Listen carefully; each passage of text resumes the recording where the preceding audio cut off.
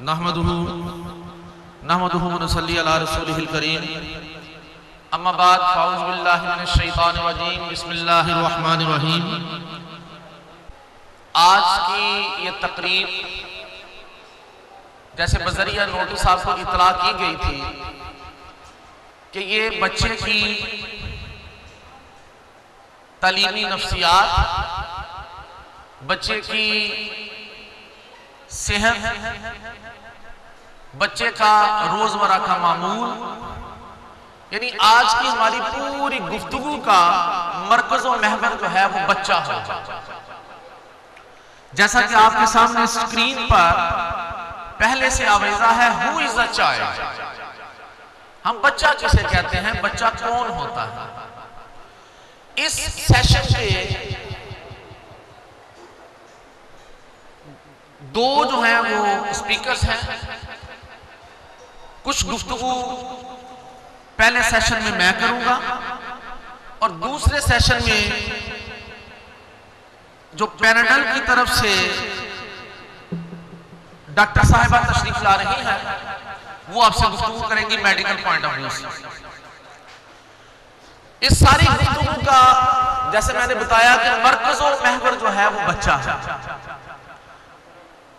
आज हमने समझना है कि हम चाइल्ड किसे कहते हैं और उसकी केयर किस तरह करनी है। देखिए, ये अमूमन कहा जाता है कि बच्चा एक क्लीन स्लेट होता है, एक साफ तख्ती की मानी।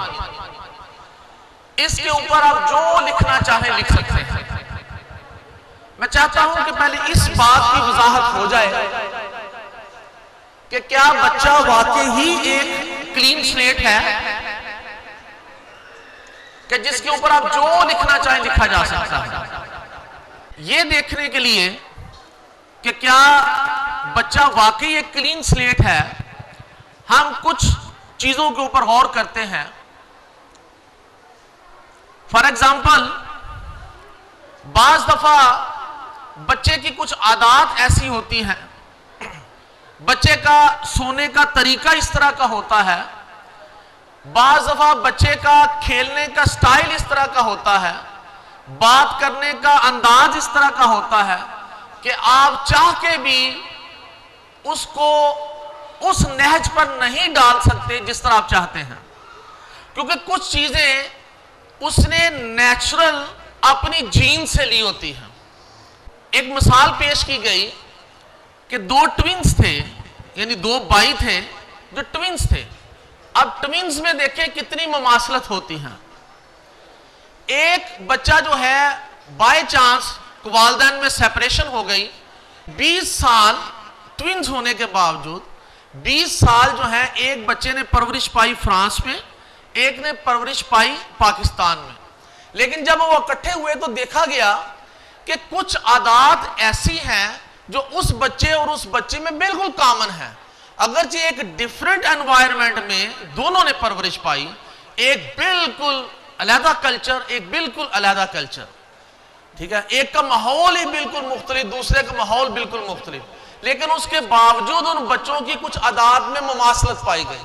फॉर एग्जाम्पल, उन दोनों का सोने का स्टाइल एक जैसा था कि दोनों जब रात को सोते थे तो ऊंधे मुंह सोते थे, उल्टे होकर सोते थे। बावजूद कोशिश की आप उनको सीधा कर लें, लेकिन जब वो उनको नींद आती थी तो ऑटोमेटिकली उल्टा हो जाते थे। दोनों उल्टे हाथ से खाते थे, हत्ता कि एक पाकिस्तान में रहा और एक जो है वो फ्रांस में। वहां का कल्चर डिफरेंट था। यहां पर जाहिर है, यहां पर कहा जाता होगा जी आप राइट हैंड से खाएं, ये करें वो करें, लेकिन बहुत सारे काम दोनों बच्चे जो हैं अपने लेफ्ट हैंड से करते थे, ठीक है। फिर दोनों का आंख झपकने का जो स्टाइल था वो भी सेम था, ठीक है। अब मुख्तलिफ माशरों में हंसने का स्टाइल भी डिफरेंट होता है, ठीक है ना, अपने अपने कल्चर के मुताबिक होता है, लेकिन दोनों जब हंसते थे तो एक तरह ही हंसते थे।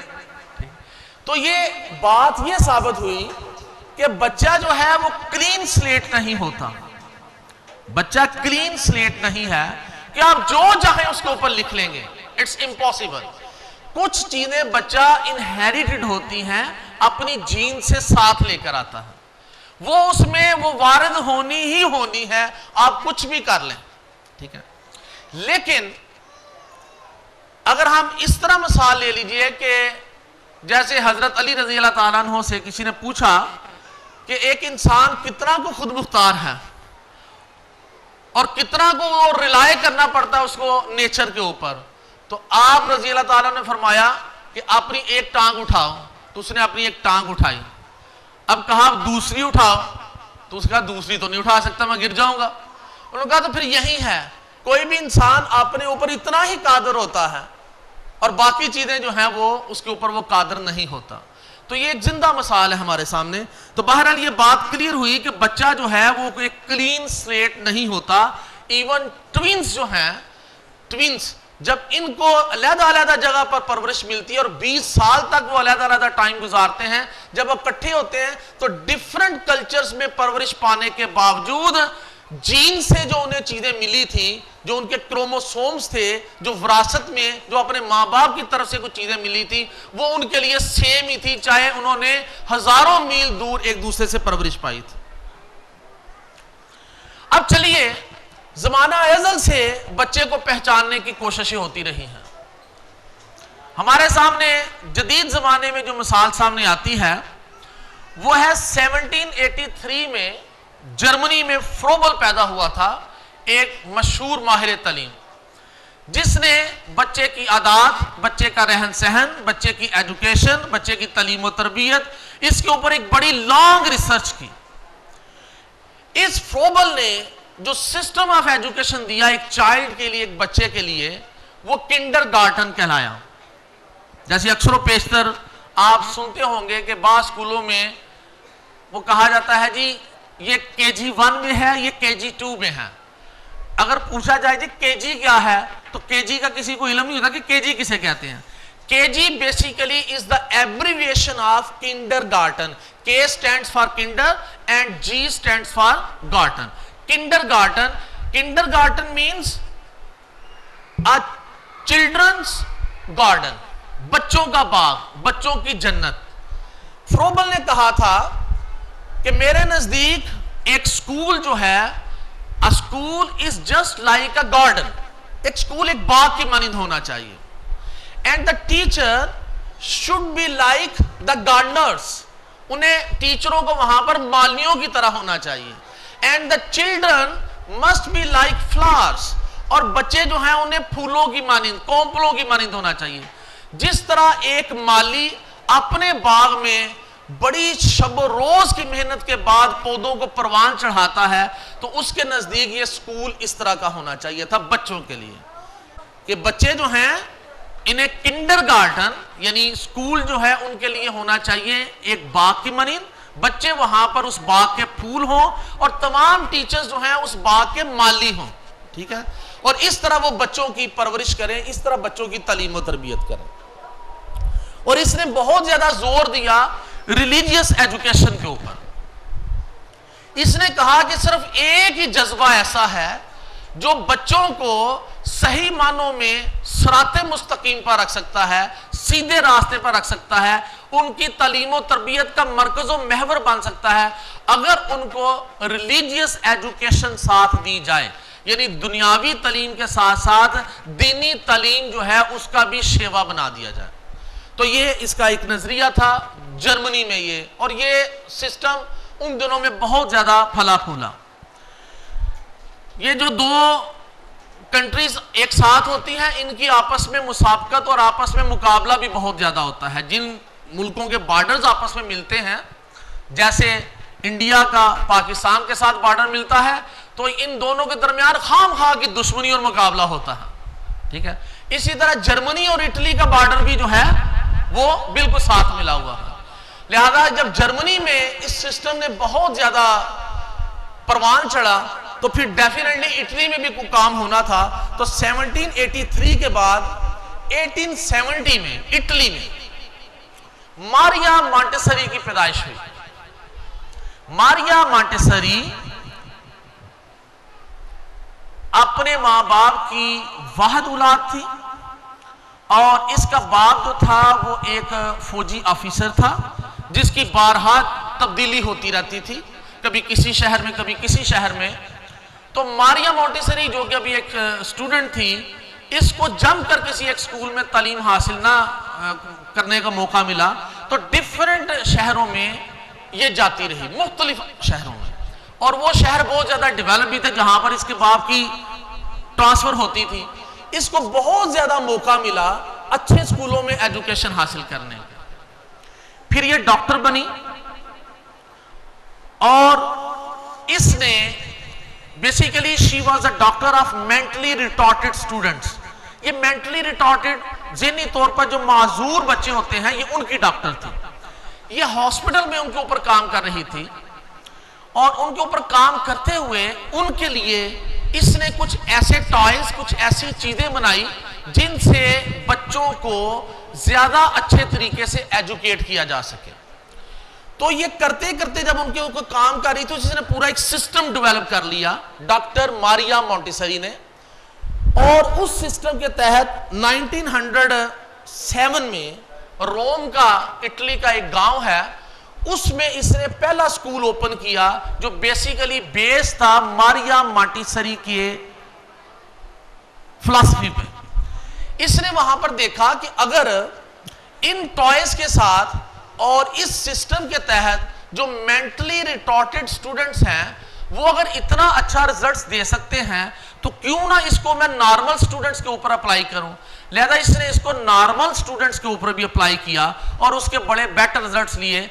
बाद में फिर इसके ऊपर बड़ा कंट्रोवर्शियल मैटर भी हुआ और मामलात भी हैं। बहरहाल मारिया मोंटेसरी ने जो सबसे अहम काम किया वो था 6/80 का फार्मूला। 6/80 का फार्मूला ये बड़ा मशहूर और मारूफ फार्मूला है। 6/80 से मुराद ये है कि कोई भी बच्चा अपनी जिंदगी के, अपनी लाइफ के जो पहले 6 साल हैं उसमें अपनी शख्सियत का 80% हिस्सा मुकम्मल कर लेता।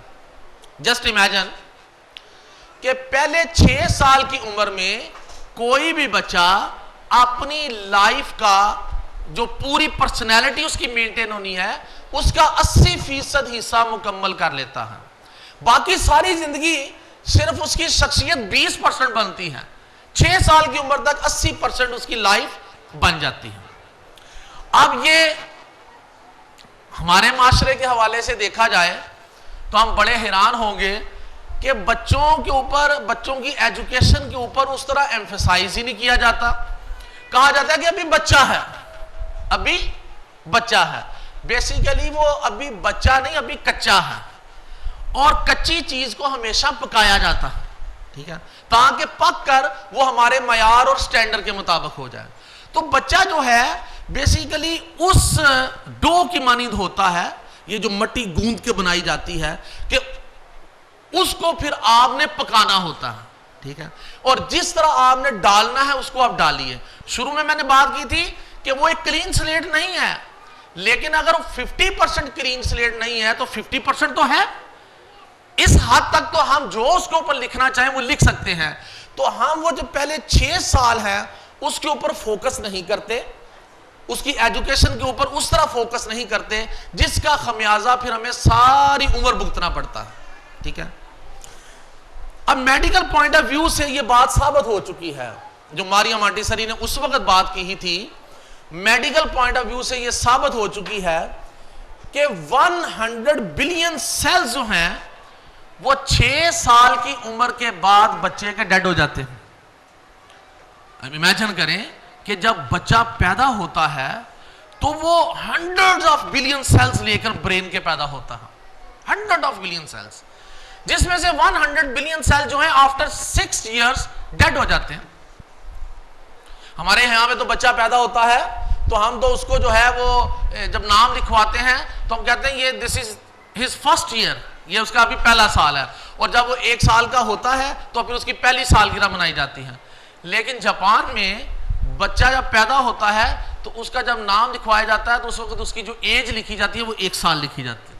वो कहते हैं 1 साल का हो गया, इसलिए कि उस बच्चे ने, वो उस जानदार चीज थी ना, उस बच्चे ने तो उस वक्त ही असर लेना शुरू कर दिया था, उस वक्त ही तालीम और तरबियत हासिल करना शुरू कर दी थी जब अभी वो मां के पेट में था। क्या माओ को यह कहा नहीं जाता कि जब आप उम्मीद से हो तो बड़ी खूबसूरत सी तस्वीर लगाकर अपने कमरे में रखें, उसको देखा करें, जब आप उसको देखेंगे तो बच्चा भी बड़ा खूबसूरत पैदा होगा। What does it mean? इसका मतलब है कि बच्चा असर ले रहा है अपने पैदा होने से पहले भी। और यह अमूमन देखा गया है कि अगर बच्चा किसी पुरस्कून जगह पर पैदा होता है, किसी ऐसे एरिया में जहां पर शोर शराबा नहीं है, जहां पर ट्रैफिक नहीं है, तो वो बच्चा भी बड़ा पुरस्कून होता है, आराम सुकून से बैठने वाला होता है। लेकिन अगर आपकी रिहाइश किसी बाजार में है, किसी सड़क पर है और वहां से जो है वो ट्रैफिक गुजर रही है, या आपके घर का माहौल जो है उसमें टीवी बड़ी ऊंची आवाज से लगा हुआ है और झगड़े की कैफियत रहती है, तो बच्चा जो पैदा होता है वो भी झगड़ालू होता है। तो बच्चा तो फिर इसका मतलब है कि अपनी पैदाइश से पहले ही असर ले रहा था, ठीक है ना। तो फिर यह बात साबित हो गई कि बच्चा अपने पहले दिन से ही जो कुछ आप कर रहे हैं उसका असर ले रहा है। अब पहले 6 साल इस दुनिया में आके जो गुजारता है उसमें वो अपने 100 बिलियन सेल्स लेकर आता है जो 6 साल की उम्र के बाद डेड हो जाते हैं। और बकिया इसलिए तो कहा कि अपनी शख्सियत का 80% हिस्सा तो अपने 6 साल में मुकम्मल कर लेता है, तो 100 बिलियन सेल्स उसके उस वक्त जिंदा हैं। अब उससे काम लेना था। और आज माहिरीन तालीम ने यह बात साबित कर दी है according to medical point of view कि पहले 6 साल बच्चे के होते हैं जुबान सीखने के। किसी भी लैंग्वेज की 4 स्किल्स होती हैं, listening, speaking, reading and writing. पहली 2 स्किल्स शुरू में वो घर से सीख के आता है। जब बच्चा स्कूल में आता है उसकी लिसनिंग और स्पीकिंग बड़ी अच्छी होती है, वो बात को सुन के समझता भी है और अच्छी तरह बोल भी लेता है। स्कूल में आगे अगली 2 स्किल्स के ऊपर काम होता है, रीडिंग एंड राइटिंग। लेकिन रीडिंग एंड राइटिंग स्टार्ट होती है, लिसनिंग एंड स्पीकिंग की अब क्या होती है, पॉलिश हो रही है, वो मजीद बेटर हो रही है। तो पहले 6 साल बच्चे की लैंग्वेज सीखने के होते हैं। हमारे अमूमन माएँ क्या करती हैं, जब बच्चे को स्कूल में दाखिल करवाती हैं तो वो बहुत ज्यादा वरीड किससे होती हैं, बच्चा लिखना नहीं सीख रहा, ठीक है भाई, अभी उसकी लिखने की एज नहीं है, अभी उसको एम्फेसाइज ना करें, उसके मसल्स जो हैं अभी अपनी जगह पर बैठ रहे हैं। पहले 6 साल तक अगर आप उसके ऊपर बहुत ज्यादा एम्फेसाइज करेंगे राइटिंग के हवाले से तो फिर प्रॉब्लम होगी। वो है उसका जमाना लैंग्वेज सीखने का, वोकैबुलरी, नए नए लफ्ज सीखने का। आप बच्चे के सामने कोई लफ्ज बोलते हैं तो उसको वो कॉपी करने की कोशिश करता है।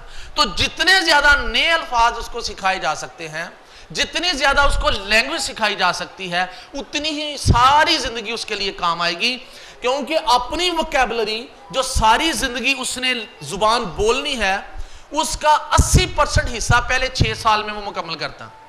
अगर पहले 6 साल की उम्र में जितने ज्यादा उसके पास वोकैबुलरी होगी, जितने ज्यादा उसके पास नए नए अल्फाज होंगे, सारी जिंदगी उसकी जुबान में वो फिर इस्तेमाल होते रहेंगे। नहीं तो अमूमन क्या होगा कि जैसे आप अमूमन बड़े लोगों को देखते हैं कि वो जब बात करना चाहते हैं तो उन्हें लफ्ज ही नहीं मिल पाता, होता है ना, उन्हें लफ्ज ही नहीं मिल पाता कि अच्छा इसको कहना क्या है, इसको एक्सप्लेन किस तरह करना है, उन्हें लफ्ज ही नहीं मिलता।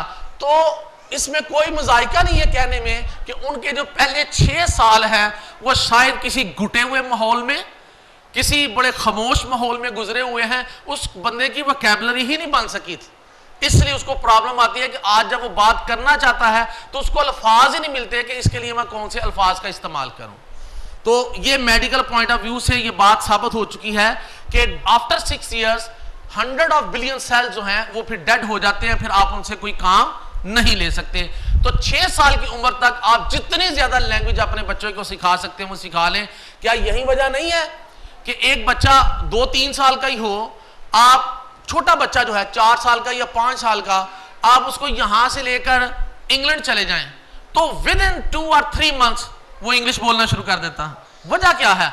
अच्छा, वो जो बड़े होते हैं, जो उसके माँ बाप साथ गए हैं, जिनकी एज जो है वो 30 या 35 ईयर्स है, वो क्वालिफाइड भी है, सब कुछ है, उनको स्पीकिंग नहीं आ रही, वो ट्यूटर्स ले रहे हैं, वो क्लासेस ले रहे हैं, सब कुछ कर रहे हैं, इंग्लिश नहीं आ रही। वो बच्चा जो है वो 3-4 माह में अंग्रेजी बोलना सीख जाता है। रीजन क्या है? रीजन यही है, उस वक्त उसके बिलियंस ऑफ सेल्स जो हैं वो जिंदा हैं ब्रेन के, और वो लैंग्वेज सीखने के हवाले से ही हैं। तो वो बड़ी तेजी से लैंग्वेज वो सीख जाता है।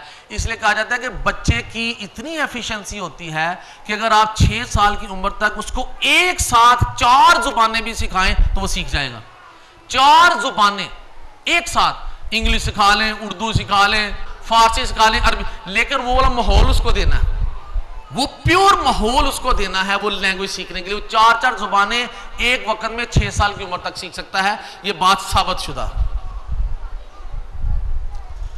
अब मैंने अभी तक आपके सामने जितनी भी बातें रखी हैं मारिया मॉन्टेसरी के हवाले से, फ्रोबल के हवाले से, मेडिकल पॉइंट ऑफ व्यू के हवाले से, ये सारी बच्चे के हवाले से थी। लेकिन हमें अफसोस इस बात का होता है बीइंग अ मुस्लिम कि हम लोग अपनी इस्लामिक वैल्यूज जो है उसको भूल गए हैं।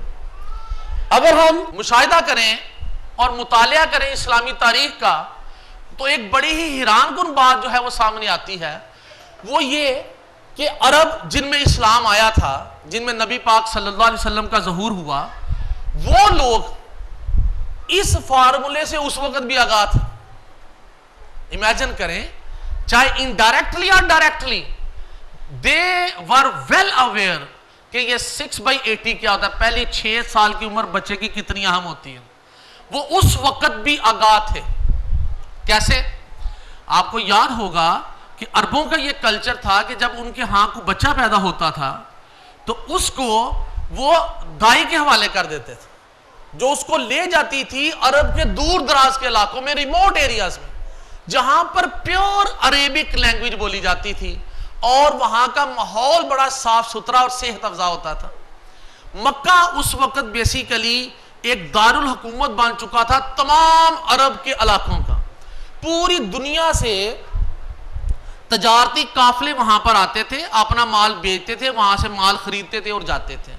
फिर हज करने के लिए, उम्रा करने के लिए ज़ायरीन जो है बड़ी दूर दूर से आते थे।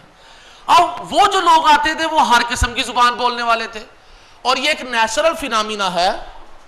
अगर किसी एरिया में मिक्सिंग हो जाए बहुत ज्यादा डिफरेंट नेशनैलिटीज की, तो वहां की जुबान प्योर लैंग्वेज नहीं रहती, प्योर जुबान नहीं रहती। इसलिए मक्का में प्योर अरेबिक नहीं, अगर कोई बच्चा वहां पर रहता जिसने लैंग्वेज सीखनी है तो वो प्योर अरेबिक लैंग्वेज नहीं सीख सकता था, क्योंकि उसने डिफरेंट एक्सेंट सुनने थे और डिफरेंट जुबानें सुननी थी।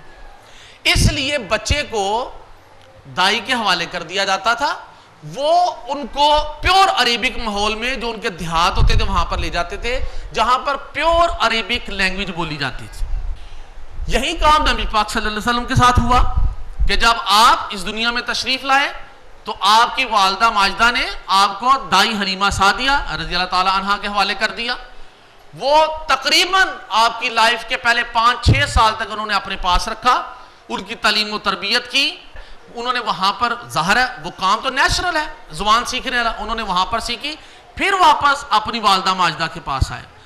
तो कहना यह है कि अहले अरब जो हैं वो तो पहले से ही आगाह थे, वो तो इस फार्मूले से पहले से ही आगाह थे, लिहाजा वो अपने बच्चों की परवरिश उसी वाले से करते थे।